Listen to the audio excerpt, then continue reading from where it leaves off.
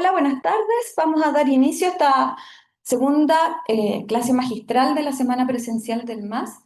Como les conté el lunes, estas clases están organizadas por los docentes de algunos de los cursos del magíster.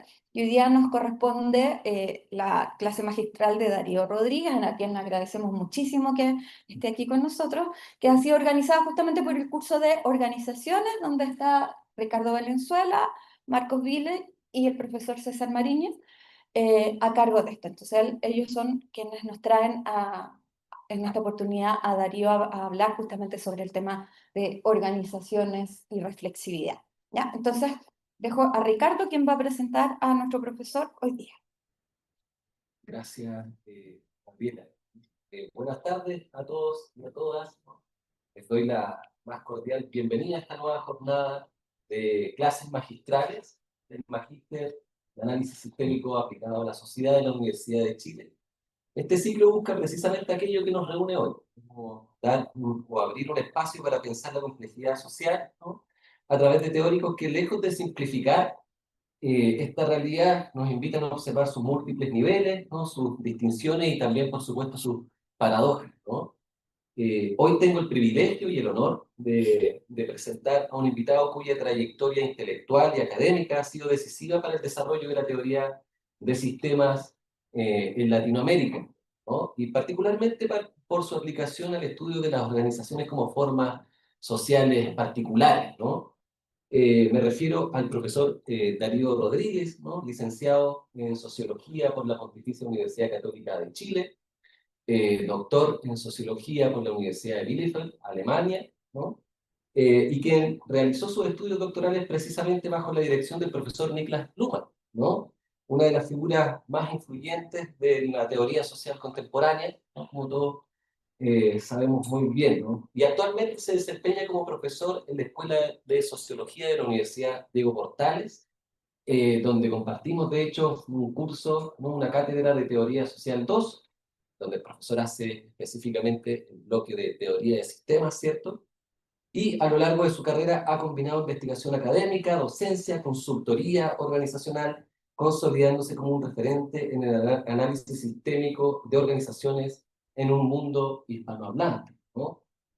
Solamente como para mencionar alguna, el profesor Rodríguez es autor de una obra prolífica reconocida en el campo de la sociología. Entre ellos encontramos Diagnóstico Organizacional, que es un clásico para quienes nos dedicamos en su momento a la sociología de las organizaciones, Gestión Organizacional, ¿no?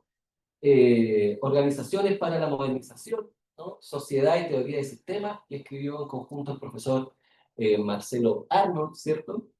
Y también tenemos actualmente un trabajo en proceso, que es una reedición, la segunda edición del libro Comunicaciones de la Organización, ¿no? En conjunto con Pilar Opaso, ¿no?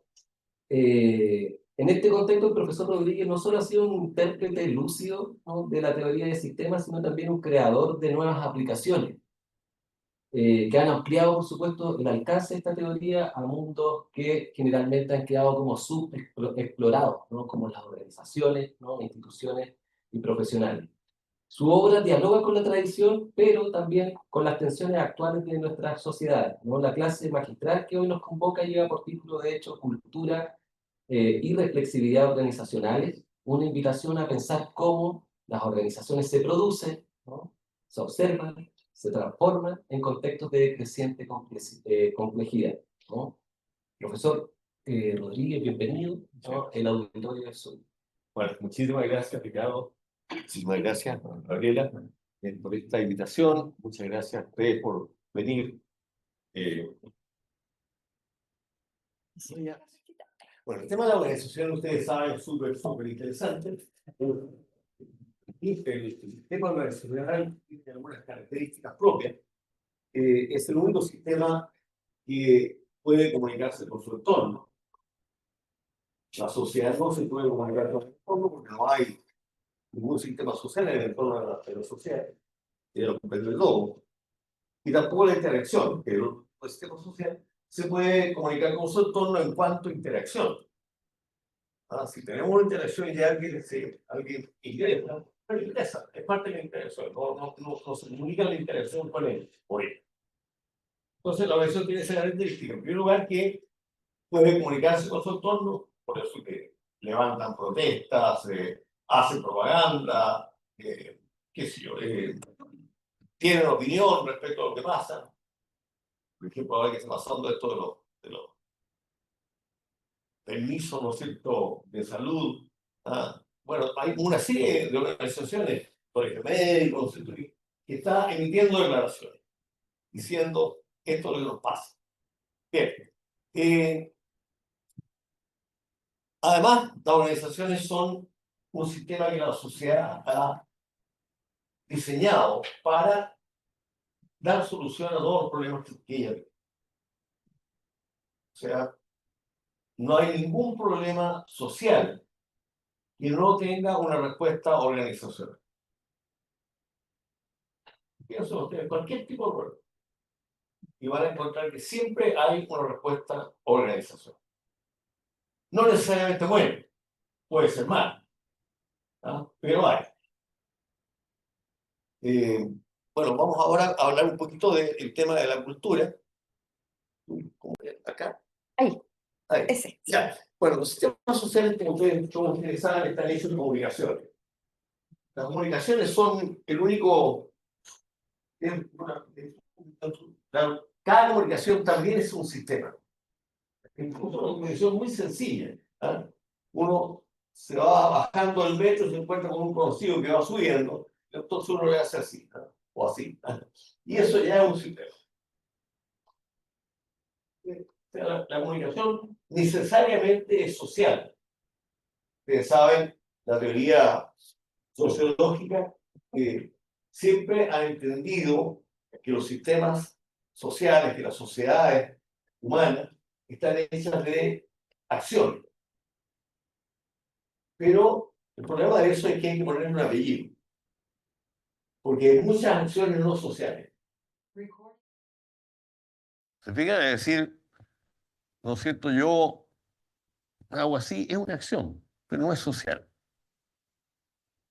Hay muchas acciones no sociales. ¿Ah?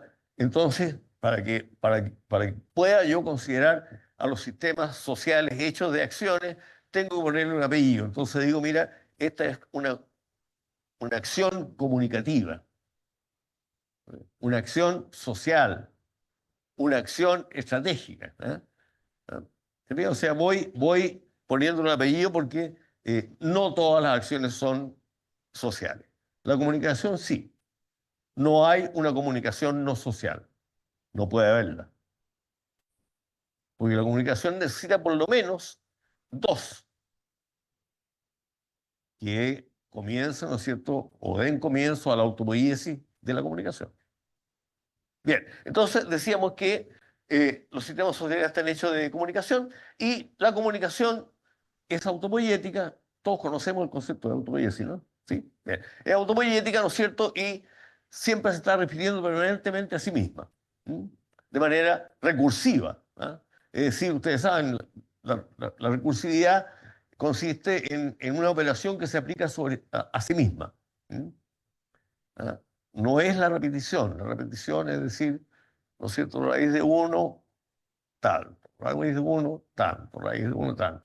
Bueno, la recursividad es raíz de 1, 1, raíz de 1 más 1, sí, o sea, voy aumentando, ¿ah? Voy aplicando la operación raíz sobre sí misma, que es algo que hacen siempre todos los sistemas sociales. Bien, y la comunicación, como les decía, tiene esta mirada hacia atrás. Hasta aquí estamos, ¿no es cierto? Y por eso tenemos que hablar de nuevo, tenemos que continuar esa. Y tiene una mirada hacia adelante, prospectiva. Vamos a cambiar, ¿no es cierto?, en tal y cual sentido. Bien. Ahí.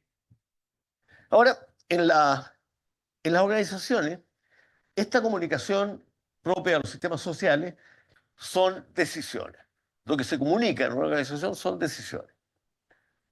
Que es una cosa bien interesante porque una decisión no comunicada no es nada, no es decisión. para que una comunicación, para que una decisión sea efectivamente una decisión, tiene que ser comunicada. ¿No es cierto? Si yo decido en un acto de indignación, ¿no es cierto?, en la noche, después de tener una pesadilla, decido, qué sé yo, renunciar a algo, y estoy indignado toda la noche, ¿no es cierto?, y renuncio, bueno, y el día siguiente digo que no era para tanto, bueno, nadie sabe, y nunca fue esa decisión, a pesar que yo la tuve durante 4 o 5 horas, firmemente convencido que la iba a hacer realidad. No fue realidad, ¿por qué? Porque no fue decisión, no fue decisión a no ser comunicada. ¿No? Y cuando es comunicada, pasa que se hace irreversible. O sea, la comunicación conecta pasado con futuro en un presente. El presente, ustedes saben, es inescapable. Estamos en el presente. No podemos sino estar en el presente. Vivimos en un presente infinito. ¿Eh? Estamos siempre en el presente. Nadie está en el pasado. No podemos estar en el pasado. El pasado es un recuerdo. Nadie tampoco puede adelantarse al futuro. Es una predicción, una expectativa. No puede ser un parte del presente. Es el presente donde yo estoy.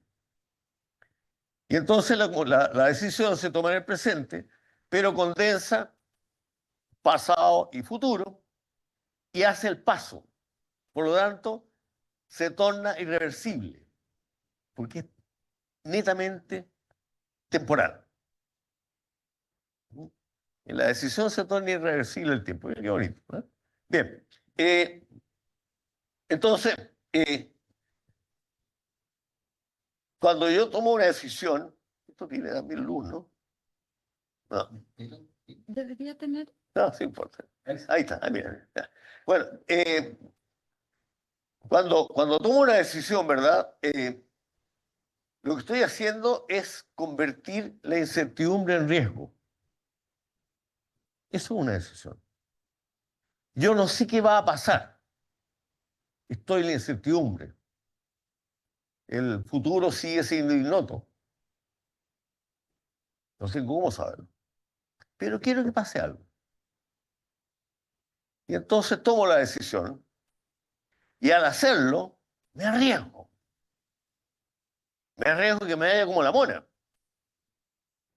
Convierto esta incertidumbre, no sé qué va a pasar, en una suerte de apuesta. Mira, yo creo que va a pasar tal cosa. Ya va a pasar esto que yo digo. Me arriesgo. Me arriesgo. ¿Sí? Eso es la toma de decisión. Convertir una incertidumbre en riesgo. Bueno, entonces, claro, cuando nos encontramos entonces con la, ah, cuando me encuentro con la organización que se enfrenta a la incertidumbre, bueno, muchas veces se pregunta la gente, bueno, ¿y qué vamos a hacer en este mundo que se está tornando tan incierto? ¿Qué va a pasar con las organizaciones? Nada. La organización necesita la incertidumbre. Necesita la incertidumbre. La incertidumbre tiene que estar permanentemente generando incertidumbre, que se genera en la misma decisión. Es decir, yo me arriesgo a que pase tal cosa y con eso genero una nueva circunstancia en la cual llega un nuevo futuro en el cual voy a tener que volver a decidir y donde de nuevo me voy a encontrar con esta incertidumbre y voy a seguir sin saber qué pasa. Y voy a seguir apostando, por lo tanto, en la decisión. Bueno, ahora entonces el sistema lo que hace, ¿no es cierto?, es tratar de producir y controlar esta incertidumbre mediante la autoorganización. Yo voy generando, en el fondo lo que hacemos, que es una cosa bien, bien, bien rara, pero es lo único que podemos hacer, que es mirar el pasado para predecir el futuro. Una cosa muy rara, ¿verdad? Pero es que lo único que sabemos es lo que ha pasado. No sabemos lo que va a pasar en el futuro. Entonces decimos, bueno, arriesguémonos, irá a ser como hasta ahora. Y entonces, claro, hacemos lo que hacen los economistas, ¿no es cierto? Una tendencia. Mira, hemos crecido en tanto en los últimos tantos meses, bueno, los próximos meses vamos a crecer. Y en eso llega el estallido social y se acaba, ¿no es cierto? Se acaba la tendencia, ¿se dan cuenta? Para que ustedes vean cómo las tendencias tienen ese problema. Piensen ustedes cuántos libros se escribieron en el siglo XX, por allá por 1997, 96, 97, en que hablaban de la Guerra Fría. Hasta que en el 98 cayó el muro. Que ustedes vean cómo las tendencias son fantásticas. ¿Eh? O sea, en el fondo, como les digo, es lo único que hacemos, miramos hacia el pasado. Hay un pájaro, no sé cómo se llama, se me olvidó el nombre, pues, pero hay un pájaro en el bestiario de Borges, que es un bestiario que, que vuela, que tiene la cabeza en la cola, digamos, y vuela siempre con la cola para adelante, ¿ah? Porque no le interesa a dónde va, sino que de dónde viene. Así hacemos nosotros cuando miramos proyecciones, ¿no es cierto? Mirando el pasado para ver qué va a pasar. Bien, eh, entonces la incertidumbre no es un problema, sino que es condición de su emergencia. Pero no hay ni puede haber ninguna garantía de éxito ni de permanencia. Es un riesgo. Es un riesgo, no es un peligro. Ustedes saben la distinción. Peligro es un posible daño futuro que va a acaecer y que yo no tengo mayor control porque no sé qué va a acaecer. Y el riesgo, en cambio, es también la posibilidad de un daño futuro, pero que va a tener como origen una decisión. Yo puedo decidir equivocadamente y eso me va a traer un daño. Y claro, la sociedad contemporánea define todos los peligros en riesgo, por eso se habla de sociedad del riesgo. El peligro de terremoto, ¿no es cierto?, se trata, ¿no es cierto?, de controlar con los seguros. Entonces, si yo tengo un departamento, ¿no es cierto?, en un piso alto y en un terremoto y lo bota, bueno, voy a culparme a mí mismo, no por el terremoto, sino que por no haber asegurado mi departamento. ¿No? O sea, eso es lo que hace la decisión, transformar este peligro, ¿no es cierto?, en un riesgo. Que también está el riesgo por el otro lado, ¿no es cierto? Me aseguré y compré el seguro más caro que había para que me dieran una muy buena prima, ¿ah? Y lo que resulta es que no pasa ningún terremoto, entonces boté plata. Que también es un riesgo. Como nos pasó a nosotros con la clínica de Mana. ¿No? Y mi señor, la clínica de Mana tomamos un seguro catastrófico. ¿No? La clínica de Mana nunca lo usamos y ahora ya me dijeron que estaba muy viejo para usarlo. Así que pagamos inútilmente y ahora por viejo me quedé sin seguro. ¿Ah? Pero no me devolvieron un peso. ¿Ah? Ahí tienen ustedes un ejemplo de un riesgo en una decisión. Yo dije, bueno, voy a tomar este seguro porque si me llega el cáncer, alguna cosa, ya está. Entonces, pago porque si no voy a tener que pagar mucho. No me enfermé de nada y sí pagué. Entonces, y ahora me dicen, no, ya no me interesa, así que está luego. Bien, eso es riesgo. Bien, entonces, el riesgo siempre es inherente a una decisión y la decisión siempre puede ser exitosa o fracasar. Pero fíjense ustedes, el fracaso no lleva a la destrucción del sistema, no lleva a la destrucción de la organización. Sencillamente lleva a la reflexión. ¿Qué fue lo que pasó? Y entonces yo puedo reevaluar y puedo buscar, por ejemplo, generar un programa de exploración, o puedo generar normas que me ayudan a seleccionar sistemas de investigación para prever algo. ¿No es cierto? Por ejemplo, ahora con esto de Puerto Vara, ¿no es cierto? Bueno, ¿cómo podemos predecir los tornados? ¿Se fijan? Se busca formas que es frente al fracaso, ¿no es cierto? Tengo que reflexionar. Bien. Y la lógica de la autopoiesis, ustedes saben, es una lógica proscriptiva, que significa que permite todo lo que no prohíbe. Y por lo tanto, es muy amplia la tolerancia del entorno con los sistemas. Recuerden ustedes que el sistema, o sea, el acoplamiento estructural es una condición de todo o nada. No es como adaptación. Uno puede estar más o menos adaptado. No puede estar más o menos acoplado estructuralmente. O está acoplado o no está.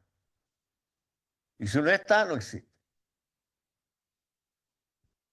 Entonces, la lógica de la autopoiesis es proscriptiva, así, prohíbe ciertas cosas, que son una cantidad reducida de condiciones.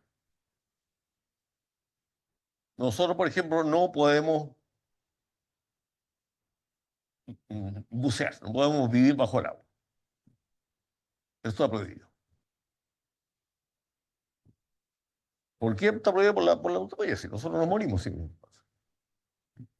Pero podemos vivir en cualquier otro tipo de medios, podemos hacer muchas cosas, es decir, solamente lo que está prohibido es lo que no se permite. Todo lo demás está permitido. Por eso que es muy tolerante el entorno con la autopoiesis. Y hay diferentes entornos, que hay bichos que son anaeróbicos, ¿no es cierto? A ellos no les causa mayor problema con respecto del asfalto oxígeno. Bien.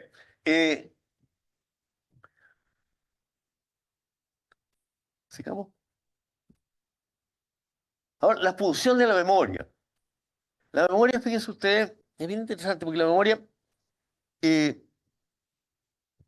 siempre remite, porque recuerden ustedes que los sistemas sociales, los sistemas en general, todos los sistemas autopoiéticos, son clausurados, operan clausuradamente. Por lo tanto, la memoria no se refiere a hechos del exterior, sino que se refiere a estados internos. ¿Han pensado ustedes eso? Y cuando se acuerdan de alguien, ¿se acuerdan de ustedes mismos?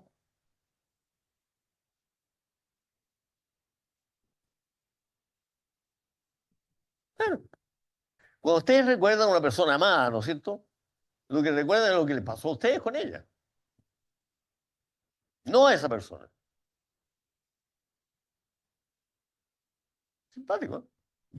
El sistema se recuerda a sí mismo. Porque está clausurado. Opera clausuradamente. Bien. Entonces, este sistema se puede acordar de sí mismo, ¿no es cierto? Y la función de la memoria, por lo tanto, siempre se está refiriendo permanentemente a estados propios del sistema. ¿Se fijan? Y el sistema lo que hace entonces es regular bajo la forma de temas lo que va a recordar y lo que puede ir olvidando. Es muy importante la capacidad de olvido porque si no nos pasaría lo que le pasó a Funes el Memorioso. Ustedes recuerdan ese cuento de Borges, ¿no es cierto? En que, bueno, una persona que lo recuerda todo, bueno, no puede vivir el presente, no tiene, no puede, de partida no conoce la abstracción, vive en una concretitud permanente. Bueno, entonces el sistema necesita olvidar y para poder recordar. Y una decisión, aunque sea rechazada, aunque no sea exitosa, queda como parte, ¿no es cierto?, de la memoria, como tema en la memoria. Es tema porque sobre ese se van agregando nuevas cosas. ¿Ah? Entonces, me pasó tal cosa, bueno, y en esa misma línea me pasó esta otra y esta otra, entonces se transforma en un tema que está, al cual se ingresan distintos acontecimientos, ¿ah? Que están, que significan esto, significan todo, van modificando la memoria se va modificando. Cada vez que yo recuerdo algo, lo recuerdo, pero al recordarlo como lo recuerdo en un presente que no fue el presente en el cual tuvo lugar, es algo distinto. Y se lo agrego. De hecho, de tanto recordar algo, pierde vigencia, como memoria. Por ejemplo, a ustedes no les ha pasado, pero a mí me pasó ya, porque soy viejo, que a mí me encantaba la música de mi época, de los años 50, de los Beatles. Me encantaba.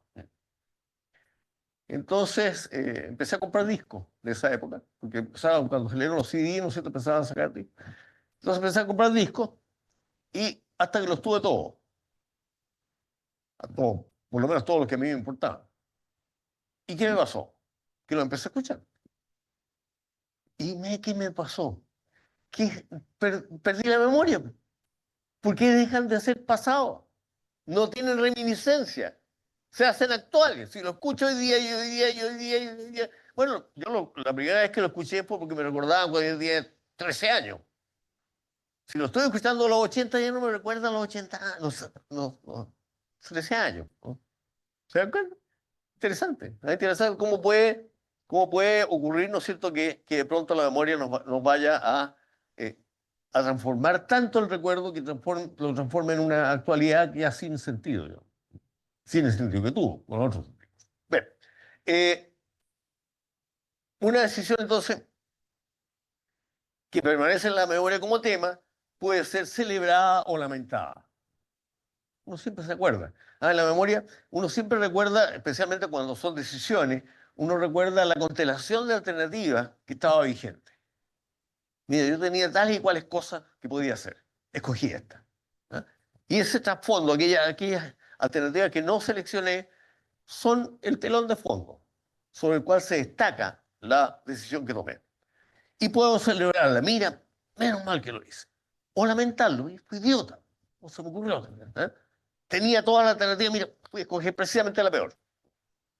Yo lamento o celebro lo que hice porque tengo el recuerdo del momento en el cual tomé la decisión y de las alternativas que en ese momento estaban vigentes. Ahora, también puede haber alternativas que no estaban vigentes. Por ejemplo, me acuerdo de Pablo Neruda, no sé si lo conocen ustedes.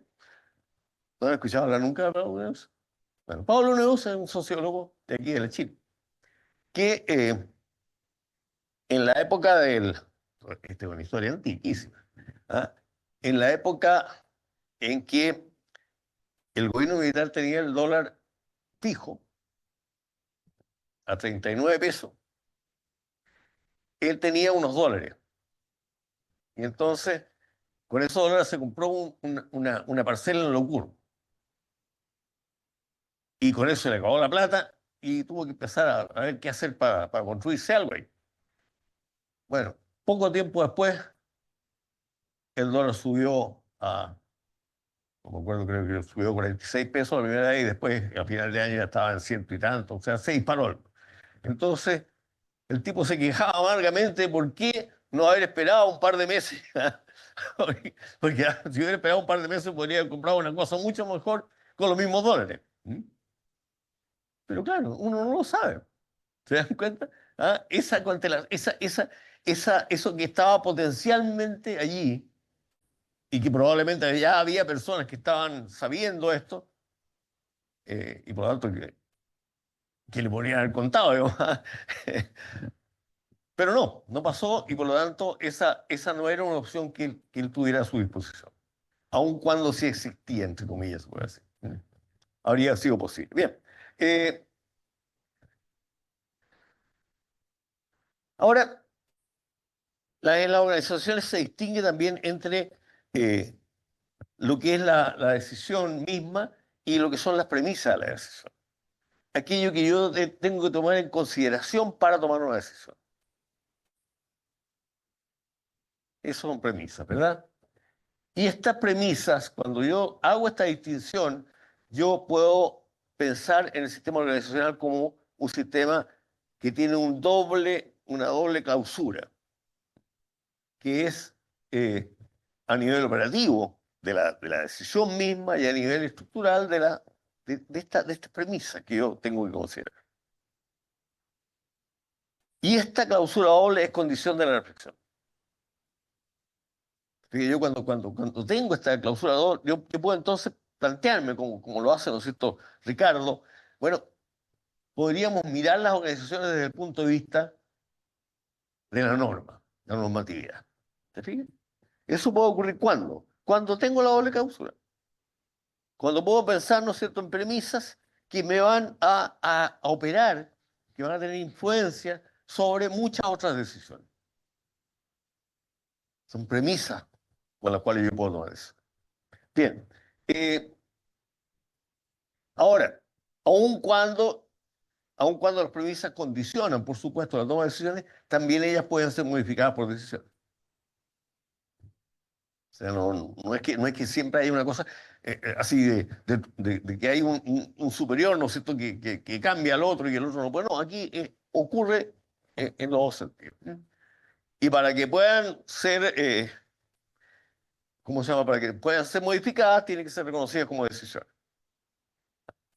Las premisas para poder ser modificadas tienen que ser reconocidas como decisiones. Por eso es que cultura organizacional son también premisas de la toma de decisiones, como las que acabamos de mencionar. Pero son un tipo particular de premisa. Son premisas que se ven como indecidibles e indecididas. Es decir, no se ve que sean producto de una decisión.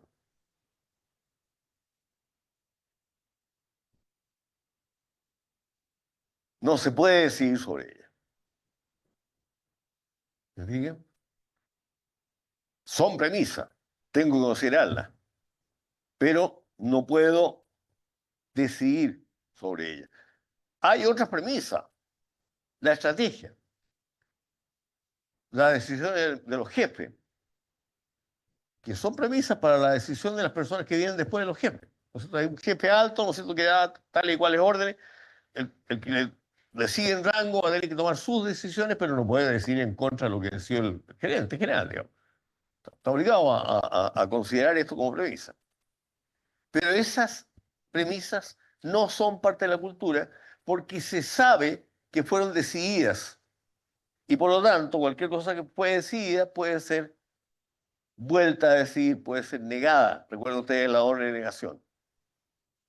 Yo puedo negar lo que había negado y por lo tanto puedo volver a recuperar algo que ya estaba aparentemente excluido. Entonces, esas premisas que son parte de una decisión, que son producto de una decisión, no son parte de la cultura. Las que sí son parte de la cultura son aquellas que son indecididas e indecibles. Por ejemplo, voy a poner cualquier ejemplo, un ejemplo cultural, el acento. ¿Se han fijado ustedes cómo hablan los argentinos? Y los mexicanos, los peruanos, todos tienen acento, salvo nosotros. No somos los únicos que no tenemos acento. ¿Se dan cuenta? O sea, ¿quién decidió que los chilenos habláramos como hablamos? ¿No se podría decir que empezáramos a hablar como argentinos? Un nuevo Pinochet que dijera, de ahora en adelante, hasta nueva orden. Tienen que hablar todos como argentinos. ¿Qué pasaría si lo hiciera? ¿Hablaríamos como argentinos? Supongamos, tenemos terror, queremos hablar como argentinos, ¿hablaríamos como argentinos? No, seríamos una imitación pobre y cobarde. ¿Te das cuenta? O sea, eso es una premisa indecidible, indecidida. Es una premisa, ni más ni menos. Así hablamos. No podemos no hablar así. Así de fuerte. Y sin embargo, nunca nadie la ha decidido. Bueno, entonces, la cultura lo que hace, fíjense ustedes, es atesorar elementos de la memoria y los va transmitiendo a las nuevas generaciones. Y así va ampliando y va renovando la propia memoria organizacional. La cultura va operando de esa forma. Vamos recordando, ¿no es cierto? Eh, Algo y lo vamos incorporando. Y al incluirlo incorporando le vamos dando nuevos sentidos, lo vamos renovando por lo mismo y lo vamos transformando, van ocurriendo nuevas cosas que le damos un sentido desde la cultura. Fíjense, una organización, por ejemplo, muy autoritaria, tenemos todo un historial, está en la memoria. Esta cultura es muy autoritaria. Ay, mira, tal ejemplo, tal otro. Bueno, de pronto nos encontramos en una situación actual en que naturalmente, como la cultura es autoritaria, hay un nuevo comportamiento autoritario que renueva este conocer, este saber, esta cultura, y le da nuevo brío. O lo puede mitigar, no es para tanto. Ahora son más democráticos, ahora es democrático, sí, pero autoritariamente democrático, sí, ya. Podemos hacer modificaciones que van ocurriendo en la cultura y en la memoria. Ahora, la memoria siempre está discriminando entre olvidar y recordar. Y entonces lo que hace es estar permanentemente liberando potencialidades, liberando capacidades que tienen que presuponer que hay suficiente redundancia.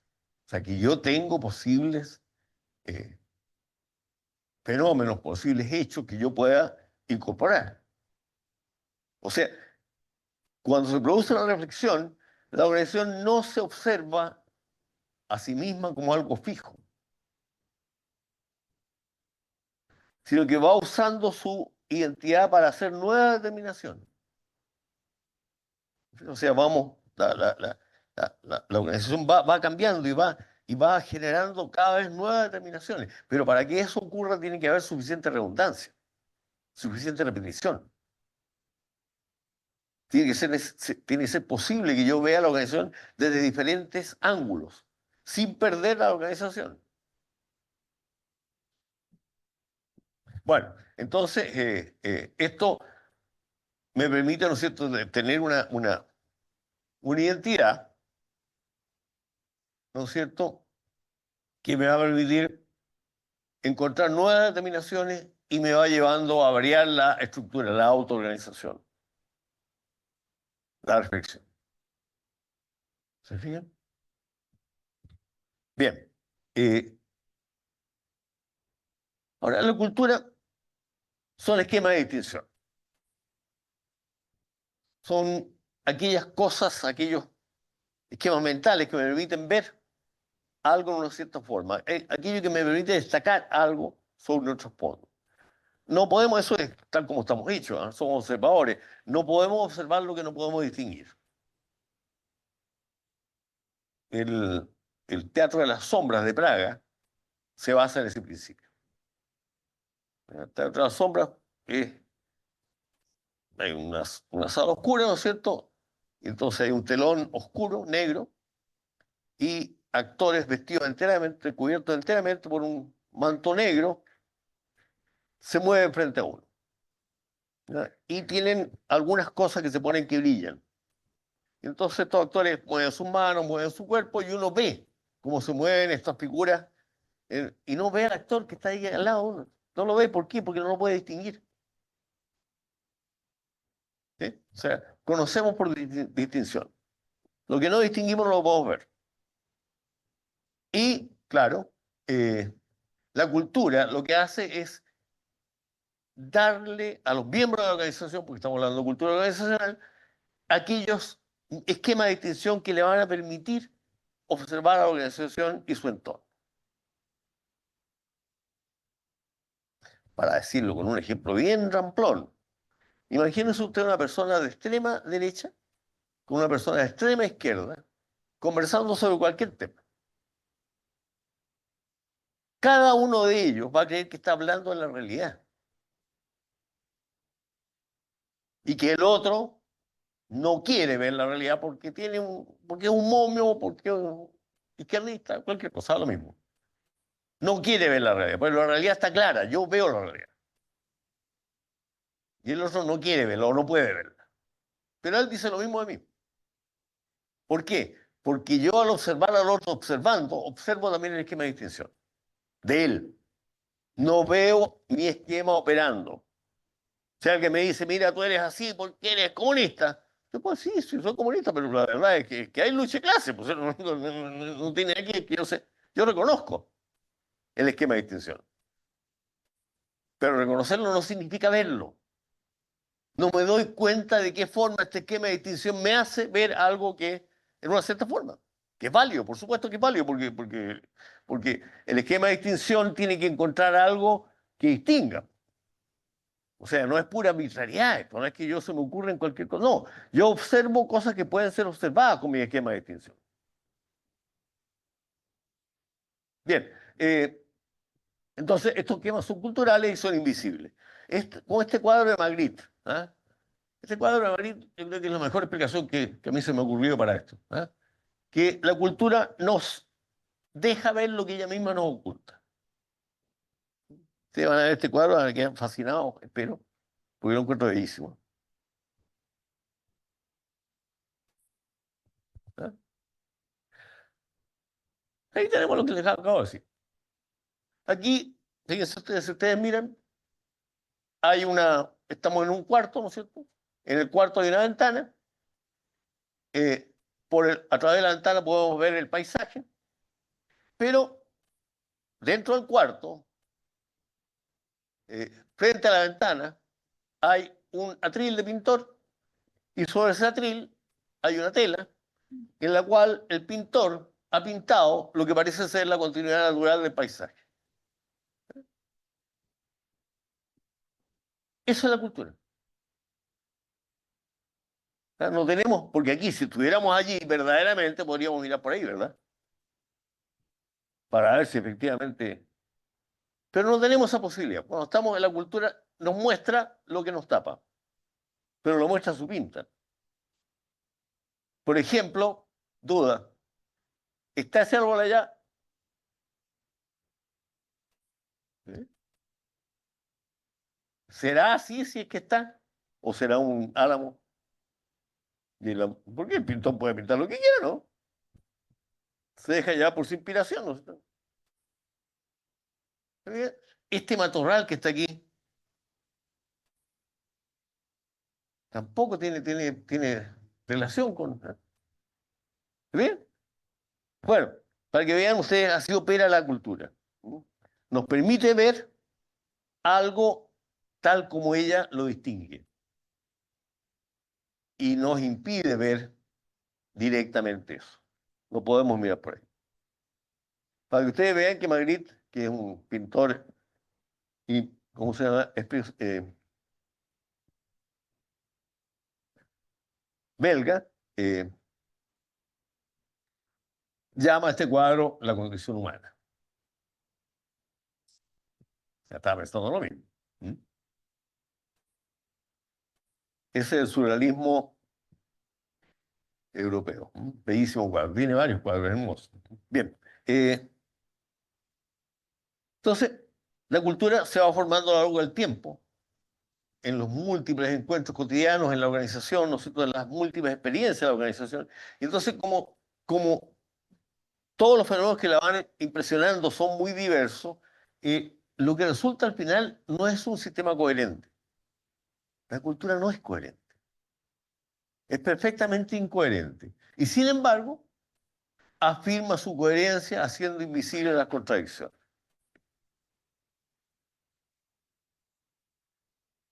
Yo no veo las contradicciones. Por ejemplo, para que ustedes vean una cosa organizacional. Fíjense ustedes que la Leonarda Villalobos llega un día con su grabadora a hacer algo ilícito, o sea, ilícito en ese grupito. Ilícito en el sentido que a gente de su confianza las va a grabar para pasarle esto a otras personas. O sea, no está siendo muy leal con la gente esa. Y además de eso, se va a juntar con un grupo de personas que son personas que están viendo cómo engañar en impuestos internos. Hay uno de ellos, ¿no es cierto?, que debía 3.000 millones de pesos y ella ya le había conseguido una rebaja a 140. ¿Ah? O sea, esa es la Leonardo Villalobos. Bueno, ella llega esa ahí, ¿no? Vean escuchen todavía anda por ahí la grabación. Ella llega y ay, dice, acabo de llegar acá. Oye, abajo me saltaron. Si no sé a dónde vamos a llegar. ¿Se acuerdan, no? O sea, mire, ella que llega a engañar a estos gallos que además estaba hablando de millones, ah, encuentra que el colmo que se esté robando. O sea, ¿qué está pasando en este país? Eso te veo, o sea, no me muestra, no, la incoherencia no la veo. No la veo, si yo soy una persona que va bien, yo voy a hacer lo que tengo que hacer nomás, pero el colmo es que anden robando por todos lados. ¿Hasta cuándo este país? ¿A dónde vamos a llegar? Eso es la cultura. Bien. eh, y entonces, la cultura se apoya en esta capacidad de olvido para autodescribirse como coherente, momento a momento. ¿Ah? No soporta la incoherencia, ¿ah? Siendo perfectamente coherente. Y entonces, la cultura entonces permite que la organización se esté autoobservando sin esta oscilación permanente entre recuerdo y olvido, ¿ah? Que sería lo complicado. ¿Ah? Y pese a ello, tiene que estar preparada la organización para operar con lo inesperado, porque lo inesperado ocurre. Ocurre, si por eso las tendencias fracasan. Entonces, la cultura lo que va haciendo es ir ofreciendo permanentemente identidades que son nuevas cuando se obtienen a partir del olvido, e identidades que son viejas cuando se obtienen a partir del recuerdo.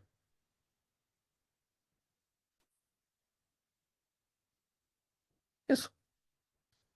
Así opera la cultura, así opera la reflexividad organizacional haciendo uso de la cultura.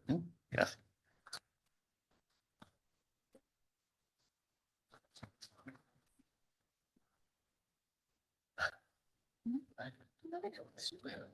Bien, agradecemos profundamente al profesor Darío Rodríguez por esta clase magistral que en el fondo no solamente como que nos recuerda un poco la clave analítica que nos ofrece la teoría de sistemas para observar organizaciones, sino que también como da cuenta de la vigencia analítica y también crítica que ofrece para pensar el nivel de la reflexividad, ¿no? Y esta idea, este concepto que yo entiendo, según mi punto de vista y lo que conozco un poco de la teoría, ¿no? Lo desarrolla usted, ¿no? El concepto de culturas como Sí. premisas indecididas e indecidibles, ¿no? Bien, ahora abrimos el espacio entonces para el diálogo. Les invitamos a compartir preguntas, comentarios, irritaciones de cualquier tipo, ¿no? Frente a la clase que nos acaba de ofrecer el profesor Darío Rodríguez. ¿Quién quisiera comenzar? ¿Hay preguntas por ahí? ¿Comentarios? César, súper.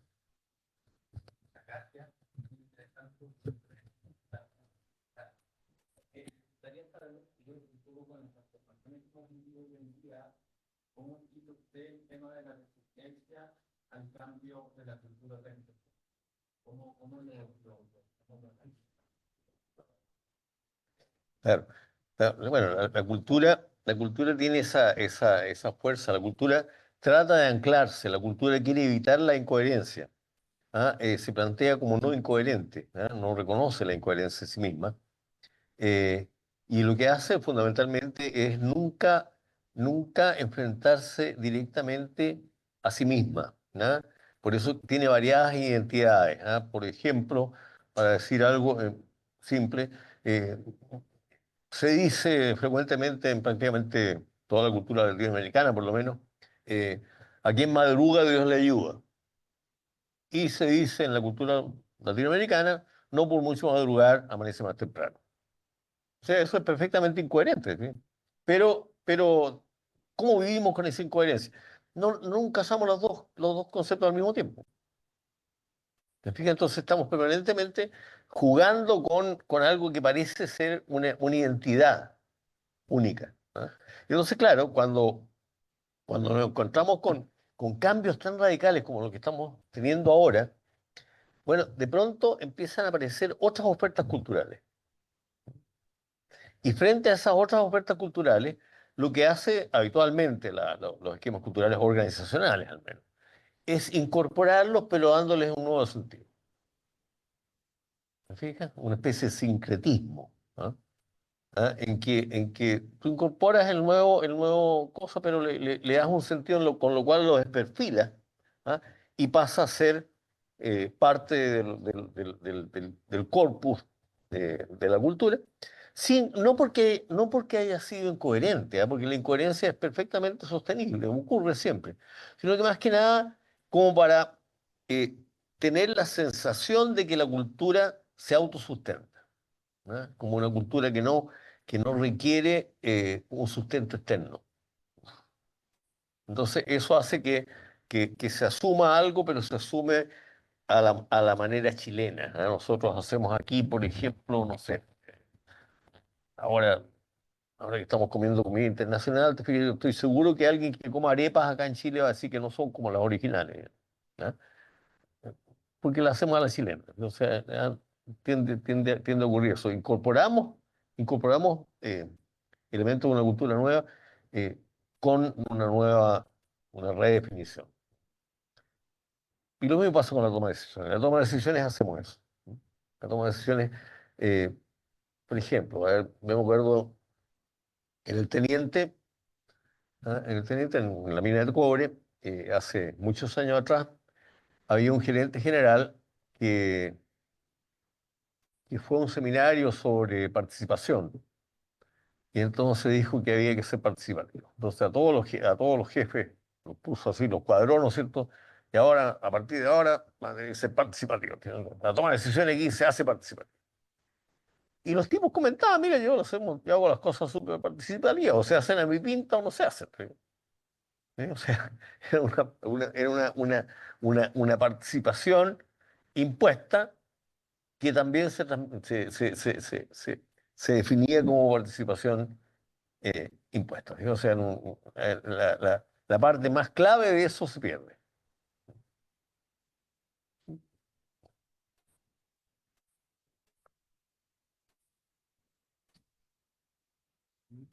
Marco.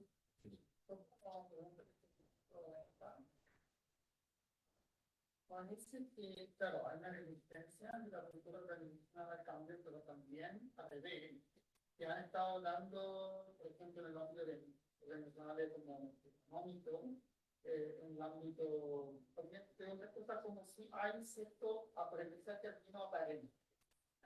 Digamos, el cambio en el discurso, en el tipo de desarrollo, el concepto problemático. Aquí estoy hablando tanto de las organizaciones más yo diría como tanto en el ámbito técnico, que puede que se pone en la mesa, como en el ámbito privado, pero eso es un cambio de discurso. Un cambio de discurso es un cambio de semántica, y hay una relación entre la temática y la cultura, pero no es una relación tan uno a uno. ¿Ya? Lo que entiendo, ¿no? La cultura es la estructura latente que te organiza, digamos, el uso, ¿no?, de esa semántica, cómo esta se relaciona, por ejemplo, con cierto tipo de producción de esa novela. Entonces, las dos preguntas relacionadas.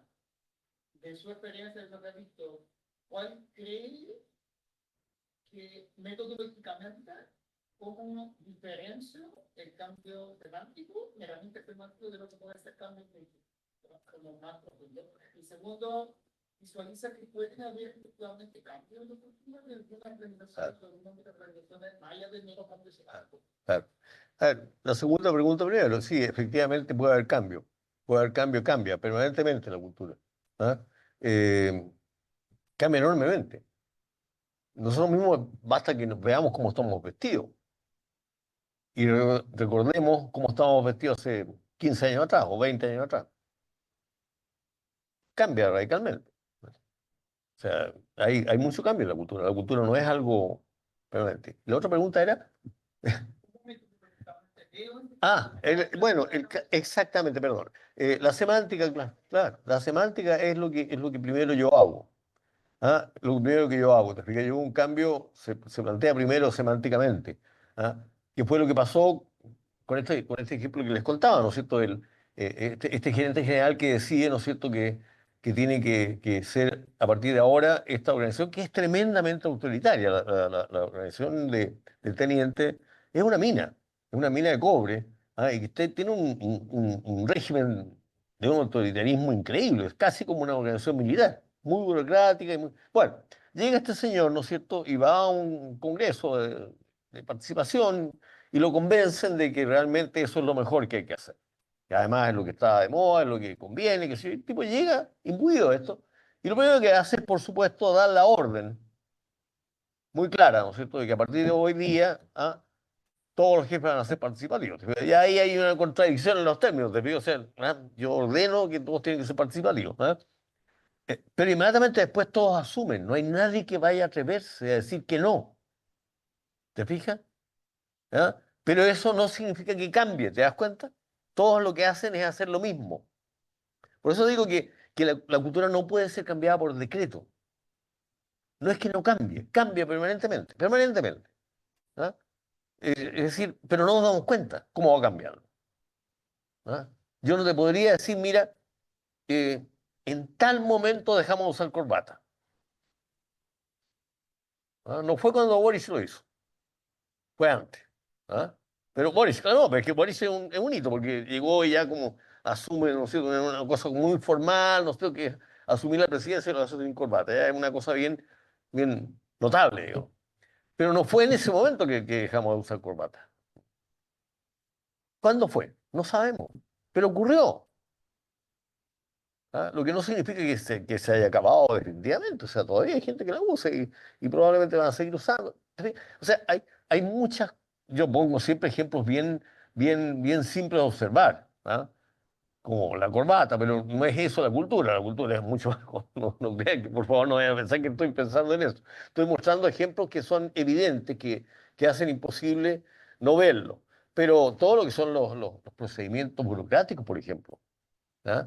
Todo lo que son la toma de decisiones burocráticas, todo lo que es la comunicación burocrática, todo lo que es la incorporación de la informática. ¿Ah?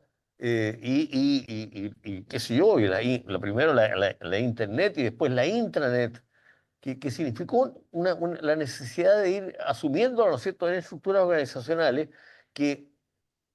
bueno, ustedes saben, las estructuras organizacionales fundamentalmente la burocracia, la burocracia es la más clara, digamos, pero todas ellas son sistemas de comunicación. O sea, la jerarquía burocrática, el sentido que tiene es comunicar, es transmitir, ser un canal de comunicaciones, de arriba hacia abajo para que las órdenes lleguen y sean cumplidas adecuadamente, y de abajo hacia arriba para que llegue toda la información. ¿Ah? Eso es. Y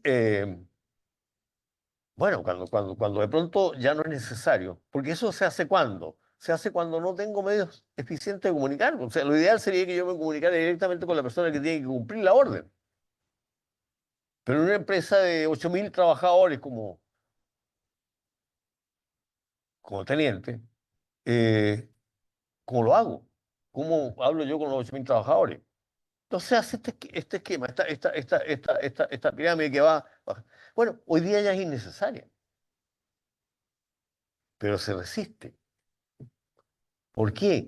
Porque, claro, se desarrollan intereses, porque resulta que yo iba como avión, ¿no es cierto? Iba como avión, ya iba ascendiendo, ¿no es cierto? Y yo veía que si seguía, podía llegar más alto, y cada vez que voy más alto tengo más prestigio, tengo más dinero, etcétera, etcétera. Y de repente me bajan. Oh. ¿Te das cuenta cómo la resistencia ocurre?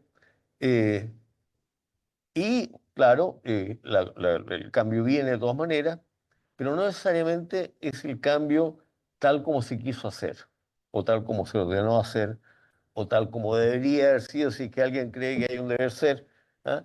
Eh, Sino que ocurre sencillamente como ocurre, ¿no? ¿Mm? Ahí había una pregunta. quería continuar la pregunta. Y que muy buena la pregunta. Yo creo que, es verdad, una parte de la premisa es cierta que tiene cómo saber en qué momento se lanza esta idea. O cómo surge.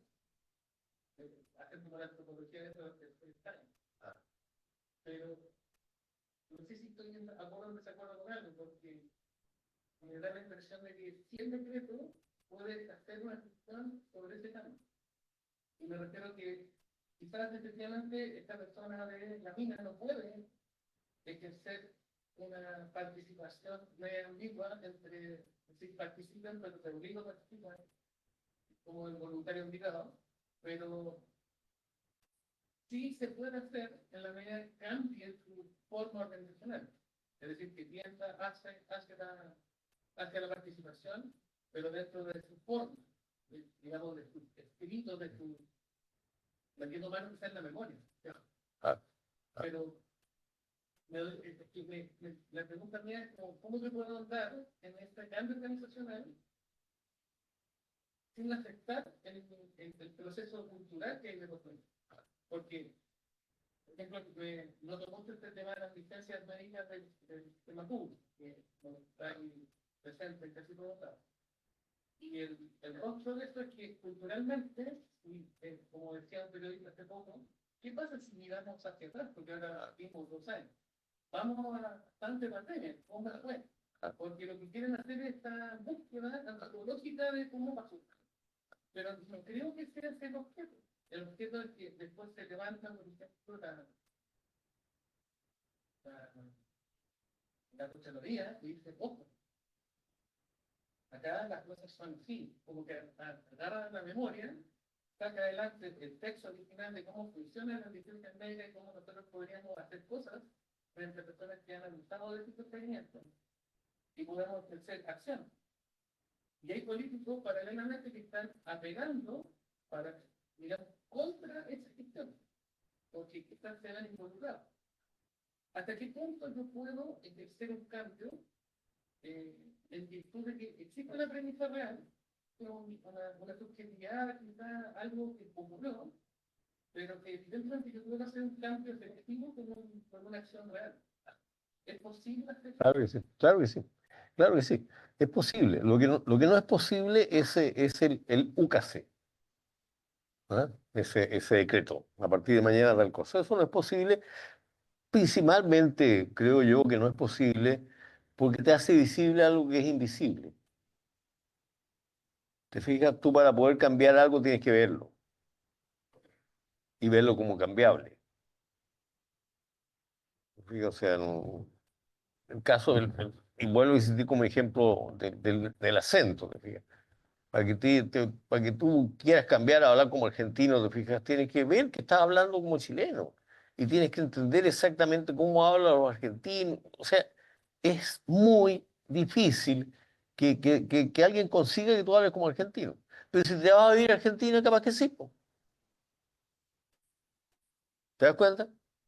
Te das cuenta sin que nadie te diga. ¿Te fijas? O sea, se va produciendo por la, por lo que tú decías. Si yo voy introduciendo cambios, yo voy haciendo voy introduciendo cambios sin pretenderlo, sin decirlo, sin mencionarlo. No es un cambio cultural. Tú sabes que una de las grandes cosas, una de las formas que siempre se han hecho los grandes cambios organizacionales, ya no hablando de cultura, sino que hablando ya de cambio organizacional, hay 2 formas de hacer cambios, 2 grandes formas de hacer cambios grandes. ¿Ah?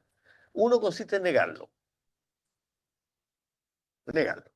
¿Ah? Es decir, mira, no, si no, yo llego y compro computadores. ¿Ah? Oye, ¿para qué eso? No, mira, que resulta que es bueno, tú sabes que es bueno tener, qué sé yo, computadores, porque ahora está tan de moda, que se entonces ya, no, pero no es nada, tampoco. Ya, después instalo, qué sé yo, estos computadores en la oficina. Y dije, no, sí, mira, no es nada. Hasta que al final, cuando digo ya, vamos a operar con computadores, ya el computador está instalado. ¿Te fijas? Ah, lo fui negando permanentemente, nunca le di importancia cada vez que alguien se asustó porque yo estaba haciendo algo. Yo digo, no, no, no, si no está pasando nada. O sea, niego lo que está pasando, pero lo hago. Hasta que ya es innegable, pero en el momento que es innegable es muy poquito lo que superar, porque se puede superando solo. ¿Te das cuenta? Esa es una forma. Y la otra forma es anunciarlo con bombos y platillos, te fijas, y no hacen nada. ¿Te fijas? Pero ya está anunciado con tanto bombo y platillo que al final la gente está aburrida. ¿Cuándo va a venir la famosa cuestión? ¿Te fijas? Son las dos formas de hacer cambios. Que ahí sí consigues cambios. ¿Te fijas? Pero no es por decreto, no es a partir de mañana, qué sé yo. En la Católica, por ejemplo, yo les contaba hoy día a los alumnos, en la Católica, cuando llegó la computación, quisieron hacer el proceso de inscripción de cursos, inscripción de ramos. Es una cosa bien complicada porque los alumnos, cada uno de ellos tiene una malla relativamente libre, tienen que escoger qué ramo van a tomar el próximo semestre. Hay ciertas incompatibilidades, porque si yo, algunos tienen vacantes, otros no tienen vacantes, hay algunos que tienen prerequisitos y hay que cumplirlos. Hay una serie de restricciones que ahí funcionan. Bueno, eso se hacía a mano. Había unas señoras en la Casa Central de la Católica que hacían eso, todos los semestres. Lo hacían perfectamente bien. Bueno, llegó la computación. Entonces les enseñaron a todas estas señoras a hacer. Y durante 2 años salió mal. Y tuvieron que replicarlo bien, bien a mano. Esta resistencia, ¿por qué? Porque, claro, obviamente había intereses ahí muy claros. O sea, cambiar a uno de estos personajes era imposible. Imagínate, sabía hacer eso, hacerlo bien, sin errores.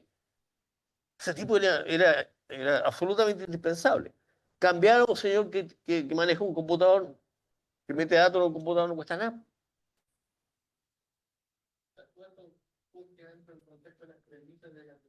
Claro, claro que sí. Claro, exacto. Claro, no, no.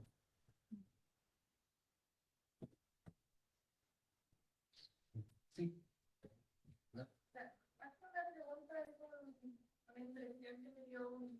Momento en el que habló de la memoria y cómo la memoria, al traerla tanto al presente, se transforma y puede cambiar su significado.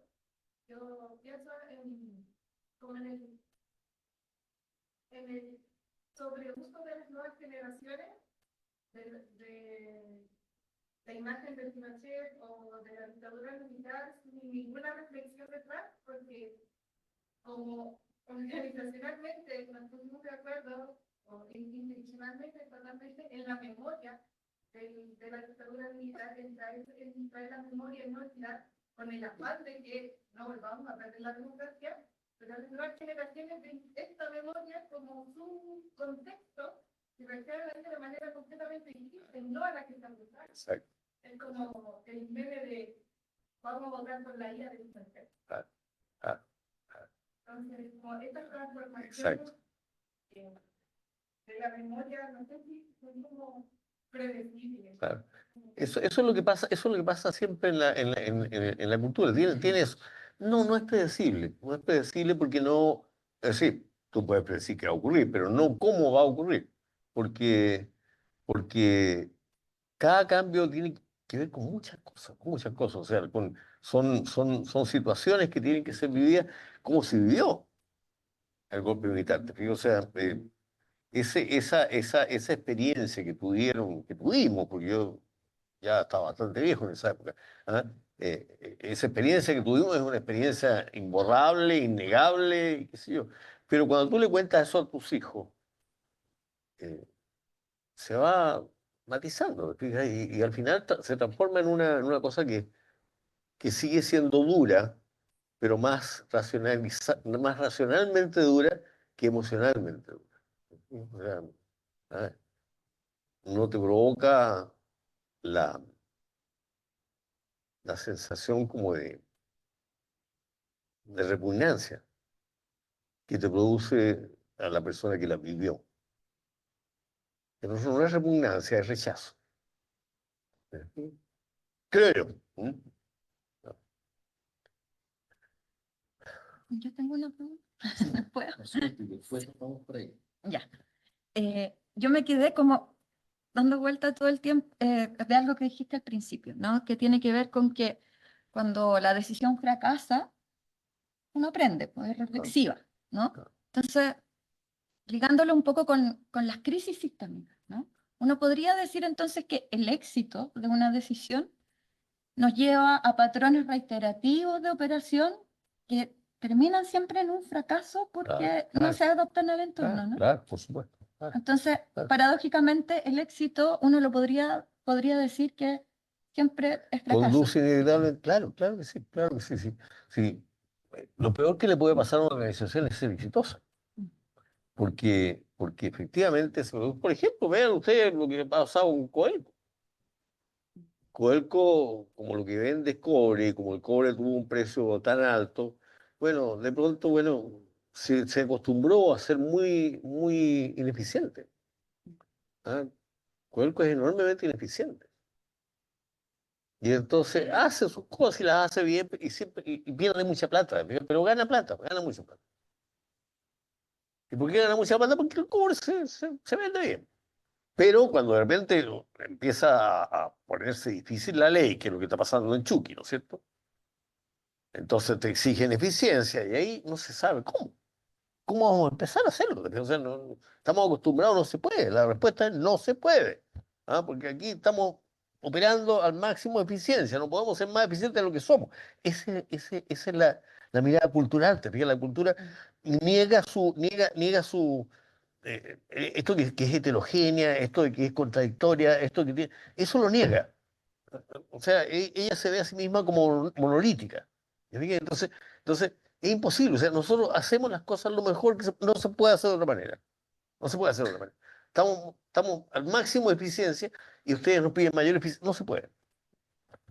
¿Y por qué? ¿De dónde viene eso? Viene de que, bueno, los costos pueden ser elevados, pero tú ganas plata. Entonces la organización sigue siendo eficiente. O sea, no eficiente, perdón, sigue siendo rentable.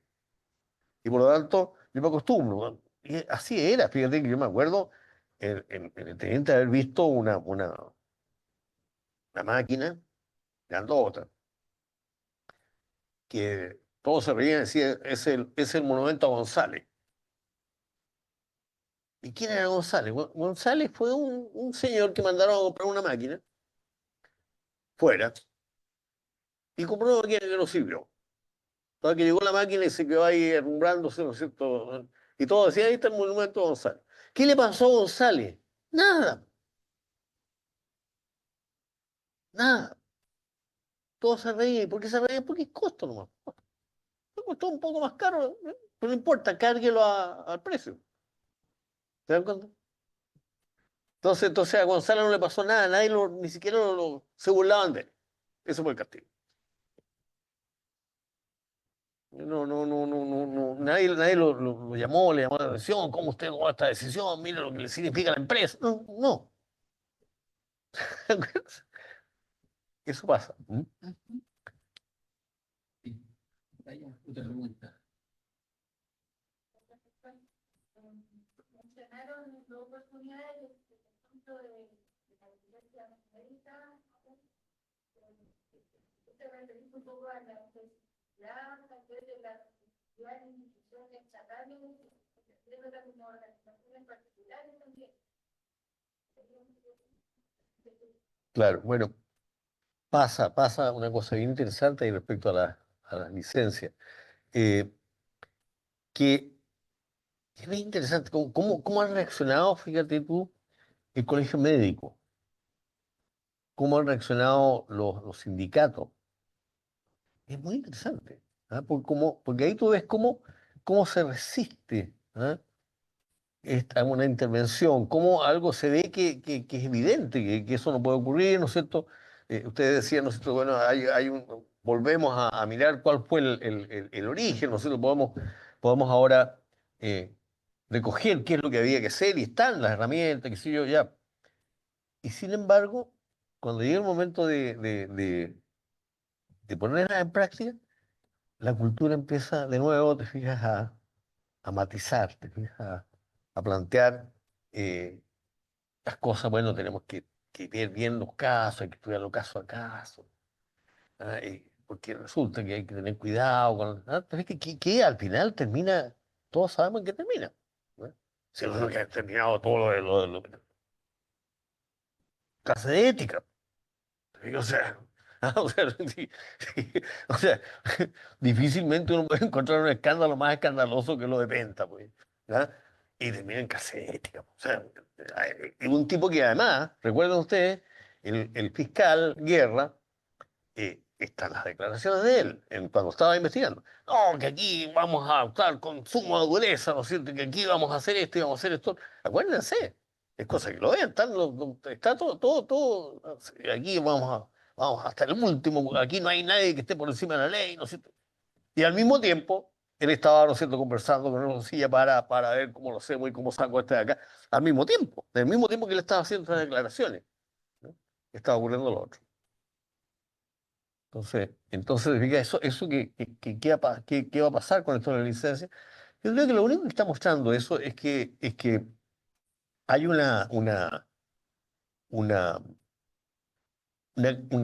especie de velo cultural que nos tenía bastante engañados. Eh, y que ocurre como ocurren estas cosas, sencillamente. ¿Mm? Las organizaciones. Estamos viviendo ahora unos cambios radicales a nivel del mundo, a nivel de- yo incluso llego a pensar que estamos en un cambio de era, ¿no? en que, en que nos encontramos con procesos que son absolutamente inéditos, ¿no? y que, y que están operando en este mismo trasfondo cultural, o sea, están provocando un gran resonar. ¿Te fijas? O sea, por ejemplo, lo que es el crimen organizado, ¿no? En comparación con lo que era el AMPA. Mm. Estaba leyendo la otra vez unos reportes de cárceles unos- de hace unos años atrás y voy descubriendo, por ejemplo, que los delincuentes, ¿no es cierto?, tenían una ética en que no se podía, o sea, era muy castigado que alguien eh, le hiciera daño a un niño. Por lo tanto, cuando empezaron los narcos a vender drogas, eh, eso provocó un rechazo muy fuerte. No se podían poner a narcos traficantes en los mismos patios donde estaban los presos comunes porque lo pasaban muy mal los narcos. ¿Eh? Estaba muy vedado eso. Interesante eso, porque fíjate que ahora los narcos eh, son como modelos a seguir. O sea, el narco, fíjate, entrega mejores bienes, o sea, mejores cajas, cajas de alimentos que el Estado cuando la pandemia. El narco prohíbe la violencia intrafamiliar. Si te llega a llegar algún problema, tú hablas con el jefe de la zona y el violento va a cambiar de opinión, digamos. El narco le pasa un poco de droga a la abuela, a la mater familia, para que gane unos pesos. Entonces pasa a ser, y en cambio el carabinero llega rompiendo cosas y, echando, registrando ¿cómo se llama? Los cajones de la abuela, digamos, y rompiendo todo. Entonces se empiezan a formar como una especie de vocación. Eh, ¿Qué quieres ser tú? Yo quiero ser sociólogo. Ah, no, yo quiero ser narco. ¿Ah? Sí, o sea, cambia la opinión. O sea, hay cambios también en ese sentido. Y yo creo que lo vamos a ir viendo porque ocurren de manera eh, imperceptible, pero permanente. En este presente permanente, que estamos siempre en el presente, entonces permanentemente estamos teniendo modificaciones y no nos damos cuenta de ellas. Pero cuando tú te enfrentas a la situación en un momento dado, siempre te causa un enorme golpe porque te enfrentas repentinamente a lo inesperado. Que un poco lo mencionaba acá, te fijas que siempre hay que estar preparado para lo inesperado, pero nadie está preparado para lo inesperado. Esto qué sé yo, que 6, 7 días antes del estallido social, el presidente de la República, que se supone que es la persona mejor informada del país porque tiene sistemas de inteligencia que le informan, dice: estamos en un oasis. Y 6 días después se produce el estallido y el tipo no sabe dónde está parado. Dice: esto es un enemigo tremendamente poderoso. ¿Se acuerdan o no? O sea, esa es la persona que se supone más informada. Entonces, así nos encontramos con lo inesperado. Lo inesperado de pronto se presenta, y se presenta de manera como muy, muy chocante. Pero no es otra cosa más que la conclusión de lo que ya venía.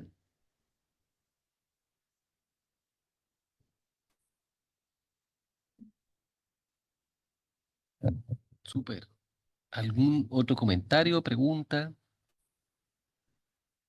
¿No? Yo quiero aprovechar un poco mi posición, ¿no? Para hacer una pregunta. Me gustaría, profesor, llevarlo como, como una dimensión como más de la memoria, ¿no? Respecto al concepto de cultura en el marco de la teoría de sistemas, ¿no? La pregunta es, bueno, en cierta forma el concepto de cultura en la teoría de sistemas no es que tenga como una acogida como tan, digamos, fácil, ¿no? Como que no es un concepto que ha tenido como una recepción, una llegada tan fácil en el mundo, en el lenguaje y la teoría de sistemas. Hay trabajos en los cuales consideran incluso que el concepto de cultura analíticamente no ofrece mucho, ¿no? Entonces, para llevarlo a este tema de la memoria, la pregunta, bueno, una pregunta es como si nos podría contar un poco cómo fue la recepción de su formulación, ¿no? Del concepto de cultura, por ejemplo, por parte del profesor mismo Niklas Luhmann, ¿no?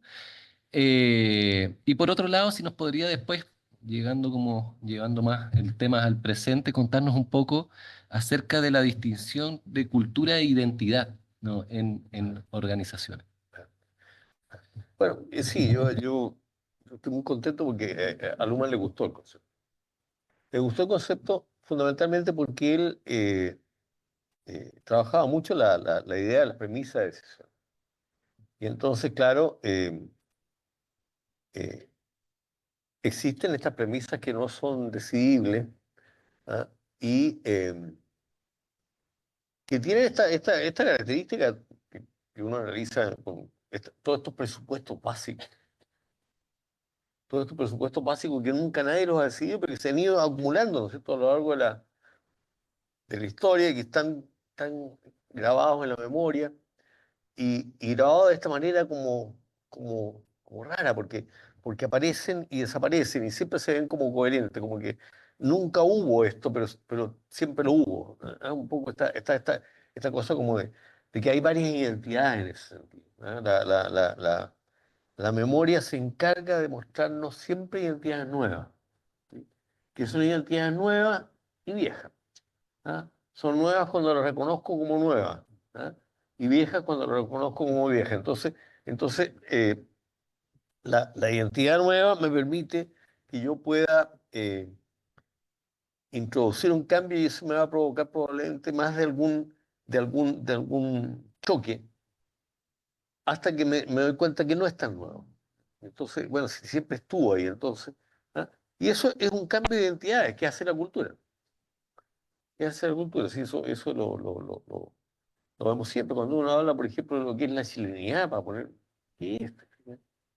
¿Ah? Y probablemente vamos a encontrar que está eso, está eso.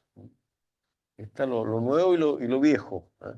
Y en la organización pasa eso, de todas maneras, de todas maneras. Estas culturas organizacionales que son, qué sé yo, por ejemplo, las culturas familiares, ¿ah? Empresas familiares, tienen una cultura muy particular. Y entonces pasa siempre en las culturas familiares bueno, que los niños, los jóvenes, bueno, van a la universidad, ¿no es cierto? Muchos de ellos estudian administración de empresas y se hacen cargo de la empresa y cuando se quieren hacer cargo de la empresa se encuentran con que el papá no quiere que le cambie la empresa. Él que los educó para que pudieran hacer crecer este negocio que yo formé, qué sé yo, ¿ah? Entonces ahora usted se hace cargo y el cabro y quiere hacerse cargo, pero claro, se quiere hacer cargo siguiendo el modelo que le enseñaron en la escuela de negocio. No.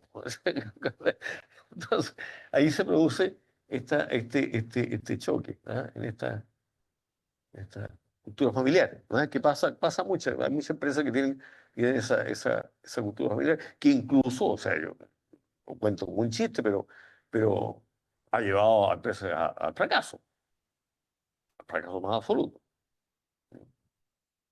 Hay cosas muy simpáticas. Hay una empresa argentina, ya no existe, me imagino, pero de camiones que recorrían toda Argentina. Una empresa que tenía grandes camiones y que era de un italiano. Un italiano que había llegado hace no sé cuántos años a Argentina y había partido con un camión y ahora tenía una tremenda cuestión. Y entonces llamaron a un amigo mío, un socio argentino, especialista en la empresa, y le dijeron que querían que seleccionara un gerente general para la empresa. Y el tipo le dijo, bueno, pero ¿quién quiere? Deme el perfil. Mire, da lo mismo que no sea profesional. Que no sea profesional. No, que no sea. Qué raro, un gerente general de una empresa enorme, pues, y que no sea profesional, esa es la única condición. Entonces empezó a indagar qué es lo que pasaba y el cuento corto es que esta era una familia italiana, ¿no es cierto? Y todo estaba metido en una empresa familiar, todo estaba metido en la empresa, ¿no es cierto? Y entonces eh, contrataban a un gerente, un súper MBA, ¿no es cierto?, de no sé dónde, lo traían, lo instalaban ahí. Y el tipo empezaba a hacer cosas, pero él no lo invitaban al almuerzo con la nona. Entonces el fin de semana iban al almuerzo con la nona y cambiaban la empresa, porque hablaban de la empresa, obviamente, todos los hermanos y con el papá. Ya. Entonces cuando llegaba el lunes, el gerente general no tenía idea porque no era pariente.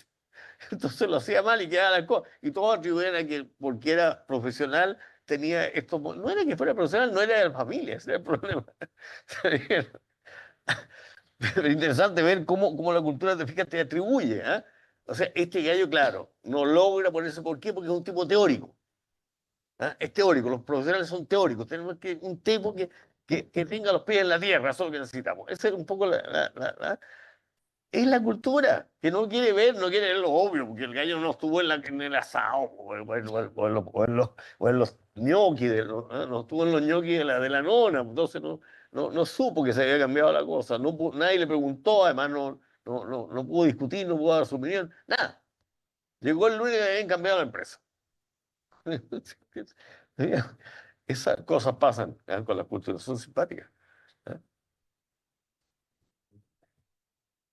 Sí, ya. Bien, hemos llegado entonces ya al final de esta charla ¿Se fijan? Es decir, magistral. Le agradezco nuevamente al profesor Darío Rodríguez, lo podemos despedir, ¿cierto?, con un aplauso final. Eh, y también aprovecho esta instancia para recordarles que nos queda una clase más, ¿no? Una clase magistral que estará a cargo de la profesora Anaí Urquiza, así que las y los esperamos también para esa última ocasión.